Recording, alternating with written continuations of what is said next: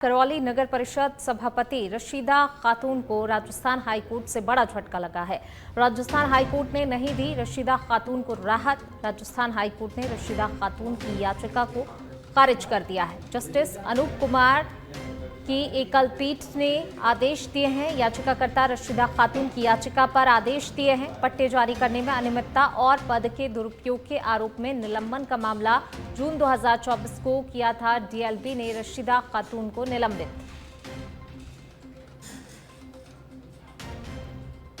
याचिकाकर्ता रशीदा खातून की याचिका पर आदेश दिए गए हैं। पट्टे जारी करने में अनियमितता और पद के दुरुपयोग के आरोप में निलंबन का ये मामला जून 2024 को किया था। डीएलबी ने रशीदा खातून को निलंबित। करौली नगर परिषद सभापति रशीदा खातून को राजस्थान हाईकोर्ट से बड़ा झटका लगा है।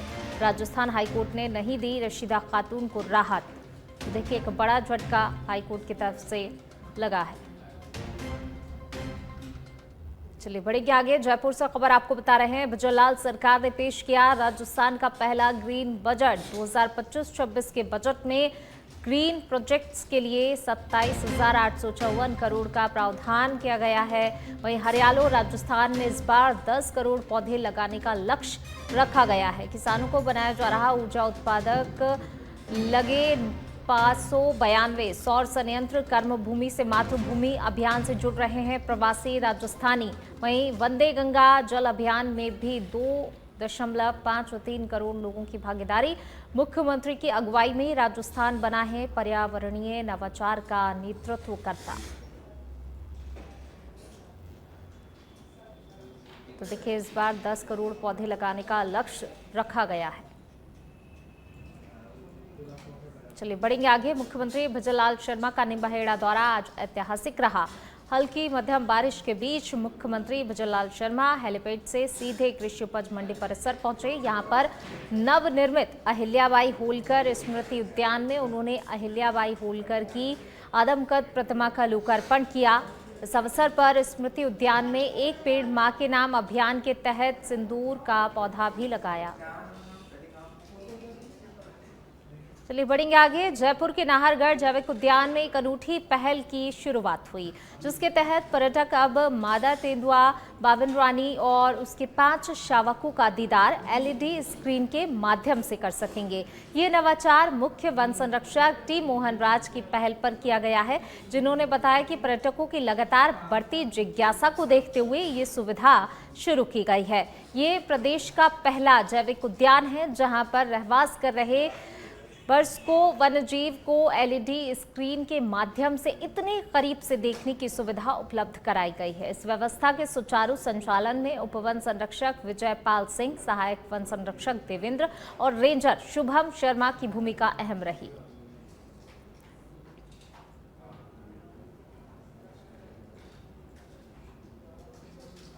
चलिए बढ़ेंगे आगे। डीडवाना जिले की नई पुलिस अधीक्षक ऋचा तोमर ने आज अपना पदभार ग्रहण कर लिया। इस दौरान उन्होंने पुलिस के अधिकारियों की बैठक लेकर उन्हें आवश्यक दिशा निर्देश दिए। इसके साथ ही लॉ एंड ऑर्डर की भी समीक्षा की। इस मौके पर पत्रकारों से बातचीत में जिला पुलिस अधीक्षक ने बताया कि क्राइम रोकने के लिए पुलिस पूरी तरह से अलर्ट है और अपराधियों और बदमाशों की सूची बनाकर उन पर कड़ी नजर रखी जा रही है। इसके साथ ही संगठित अपराध कारित करने वाले बदमाशों को चिन्हित किया जा रहा है। उन्होंने आगे कहा कि साइबर क्राइम रोकने के लिए विशेष कदम उठाए जाएंगे। उन्होंने कहा कि राजस्थान पुलिस की प्राथमिकताओं को 100% पूरा करना हमारी प्राथमिकता रहेगी। देखिए, तो जो राजस्थान पुलिस की प्राथमिकताएं हैं, उनको हमारी पूरी डिडवाना कुचामन पुलिस की टीम अपनी 100% क्षमताओं के साथ में उस पर कार्य करेगी। फिर हर जिले की परिस्थितियों के हिसाब से, उसके क्राइम के हिसाब से, उसकी जो ज्योग्राफिक लोकेशन होती है, उसके हिसाब से हर जिले के अपने चैलेंजेस होते हैं। तो डिडवाना कुचामन जिले में हमारी पूरी टीम, जो अभी मेरा अपने अधिकारियों के साथ में चर्चा हुई, उससे जो बातें निकल के आई, एक तो हम लोग जो स्ट्रीट क्राइम है, उस पर हम लोग अंकुश लगाएंगे। उस पे एक पूरी कार्य योजना बनाई जाएगी, जिससे कि कई बार जो युवाओं में नशे की प्रवृत्ति बढ़ती है और उस नशे की प्रवृत्ति वहीं प्रतापगढ़ जिले में नए पुलिस अधीक्षक के रूप में नियुक्त बी आदित्य ने औपचारिक रूप से कार्यभार संभाल लिया। एसपी कार्यालय पहुंचने पर पुलिस जवानों ने उन्हें गार्ड ऑफ ऑनर दिया। इसके पश्चात अधिकारियों और पुलिसकर्मियों ने स्वागत किया। कार्यभार ग्रहण करने के बाद एसपी बी आदित्य ने कार्यालय की विभिन्न शाखाओं का निरीक्षण कर कार्यप्रणाली की जानकारी ली। मीडिया से बातचीत में एसपी आदित्य ने स्पष्ट किया कि प्रतापगढ़ जिले में नशे और ड्रग्स की बढ़ती समस्या पर रोक लगाना शामिल है। प्राथमिकता तो यही रहेगी कि यहाँ पे कानून व्यवस्था जो है वो पीसफुल रहे, कोई ऐसी घटना ना हो। अगर कहीं पे कुछ हो भी जाता है तो उसको तुरंत उसको पीसफुल करने का पूरा प्रयास रहेगा। इसके साथ साथ यहाँ पे जो एक्ट की कार्रवाई है, जैसे एनडीपीएस हो या एक्साइज एक्ट हो या जो भी अवैध गतिविधियाँ चलती है, उसकी पूरी तरह से रोकथाम करने का प्रयास रहेगा। इसके अलावा हमारा फोकस महिला संबंधित जो अपराध होंगे उस पर भी जल्द से जल्द जांच करके निस्तारण करने का प्रयास रहेगा। और कम्युनिटी पोलिसिंग का भी हमारा एक प्रायोरिटी रहेगा, जिसमें कम्युनिटी के जो लोग। चलिए बढ़ेंगे आगे। दौसा के बांदीकुई विधानसभा के गुड़ा रोड स्थित गार्डन में संविधान बचाओ सम्मेलन आयोजित हुआ, जिसमें बड़ी तादाद में कांग्रेसी नेताओं सहित कार्यकर्ताओं ने भाग लिया। तो वहीं कार्यक्रम में दौसा विधायक दीनदयाल बैरवा, पूर्व विधायक गजराज खटाना, नगरपालिका चेयरमैन सहित कांग्रेस के अन्य पदाधिकारी मौजूद रहे। इस दौरान दौसा विधायक डीसी बैरवा ने कृषि मंत्री किरोड़ी लाल मीणा पर जमकर हमला बोला। बैरवा ने मीणा पर समाज के लिए कुछ न करने का आरोप लगाया। उन्होंने कहा कि मंत्री होने के बावजूद मीणा ने आरक्षण जैसे मुद्दों पर कभी भी बात नहीं की, जिसके कारण भविष्य में उनकी पीढ़ियां उन्हें गालियां देंगी।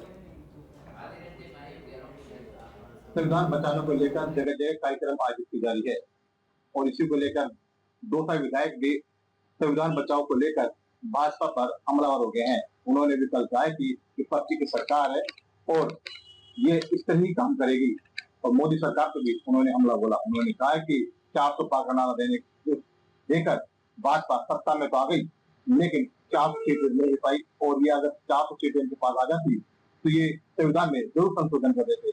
हमारे साथ दौसा विधायक दीनदयाल बैरवा जी, उनसे मालूम करेंगे कि क्या संविधान बचाने को लेकर क्या कार्यक्रम आयोजित किया जाए।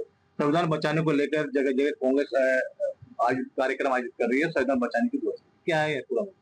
ऐसा लोकसभा चुनाव में मोदी जी ने 400 पार का नारा दिया था, उसके बाद ये 240 पे रह गए। इनकी मंशा आरक्षण के मामले में और संविधान के मामले में संशोधन करने की थी, लेकिन जनता उस टाइम में संभल गई। राजस्थान के अंदर भी ऐतिहासिक हुआ, हम यहाँ पे लोकसभा में 11 सीटें जीती। वैसे ही देश में कई जगह हमने 100 प्लस कांग्रेस ने सीटें जीती। उसके बाद खड़गे जी के नेतृत्व में, अखिल भारतीय कांग्रेस कमेटी के नेतृत्व में जयपुर में संविधान बचाओ रैली का आयोजन हुआ और पहला कार्यक्रम उस दिन उन्होंने संदेश दिया राजस्थान में हर ब्लॉक में संविधान बचाओ रैली आयोजित की जाए, जो कंटिन्यू हमारे यहाँ पे चल रही। आपने कल एक बयान में दिया था कि पक्ष की सरकार है, मुख्यमंत्री जब मिलते नहीं है, विधायक और मंत्रियों को मिलने के लिए दिल्ली जाना पड़ता है। बिल्कुल बिल्कुल सही बात है। देखो आप देखते रहो, सोशल मीडिया के माध्यम से देख लो, वैसे देख लो, आए दिन 2 दिन में, 3 दिन में, 5 दिन में सीएम साहब भजन लाल जी दिल्ली जाते हैं। जो उनका बुलावा आता है तुरंत दिल्ली पहुंचते हैं। राजस्थान की जनता ने उनको अच्छा मौका दिया है। युवा सीएम है, आने वाले समय में जनता ने उस टाइम पे वो किया था, भाई युवा सीएम बना है, राजस्थान के लिए बहुत अच्छा करेंगे। लेकिन आए दिन दिल्ली जाना, आए दिन दिल्ली से यहाँ आना, और मंत्रियों को भी टाइम नहीं मिल पा रहा। मंत्रियों को अगर मिलना है उनसे तो उनको दिल्ली जाना पड़ता है। तो ये थे भले ही डॉक्टर लाल मीणा खाद बीज की जो दुकान है, जो फैक्ट्री पर छापामारी करे, लेकिन फिर भी किसानों को जो खाद है जो दाम से अधिक मिल रहा है। उन्होंने ये भी कहा है कि भाजपा कितने ही दावे कर ले, लेकिन वो अब आरक्षण को समाप्त करने की ओर है। वो चाहती है कि संविधान में संशोधन किया जाए। तो उन्होंने ये भी कहा है कि मुख्यमंत्री भजनलाल शर्मा अधिकतर दिल्ली रहते हैं, इसलिए विधायक और मंत्रियों मिलने के लिए भी वहां जाना पड़ता है। साथ ही उन्होंने पुलिस में भी हमला बोलते हुए कहा है कि पुलिस की चोरों से सेटिंग है, इसीलिए इनका ट्रैक्टर, इनके निवास में जो ट्रैक्टर चोरी हुआ था वो तो आ गया, लेकिन चोर अभी तक नहीं आए। कहीं ना कहीं पुलिस की भी सूरत को सेटिंग बताई जा रही है। विष्णु आशीर्वाद, सच बजड़क दौसा।